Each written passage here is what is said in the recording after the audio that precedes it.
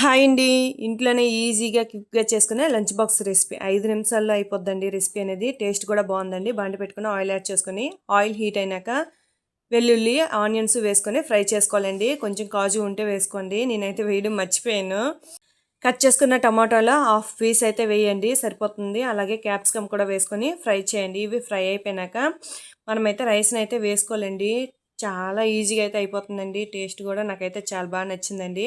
Rice వేసుకున్నాక కొంచెం గరం మసాలా, ఇందులో అయితే కారం తగ్గట్టు పెప్పర్ వేసుకోండి. మిరియాల పొడి వేసుకొని హై ఫ్లేమ్లో ఫ్రై చేయండి. ఫ్రై చేసినట్లయితే మనకి లంచ్ బాక్స్ రెసిపీ అయితే రెడీ అయిపోయిందండి. క్యాప్సికమ్ రైస్ అండి. నేనైతే ఏం చేయాలా అనుకున్నానండి. చాలా ఈజీగా ఇంత ఈజీగా అయిపోద్దని అనుకోలేదండి. మనం టైం లేనప్పుడు ఈజీగా చేసుకోవాలనేటప్పుడు ఇలా అయితే చేసుకోండి. నేనైతే లంచ్ బాక్స్ అయితే ప్రిపేర్ చేసేసి మా పాపకి అయితే ఇచ్చేసానండి. మీరు ఈరోజు ఏం పెట్టారో నాకైతే కామెంట్ చేయండి. మీకు నెక్స్ట్ ఇంకే రెసిపీ కావాలో నాకైతే కామెంట్ చేయండి. Thank you for watching.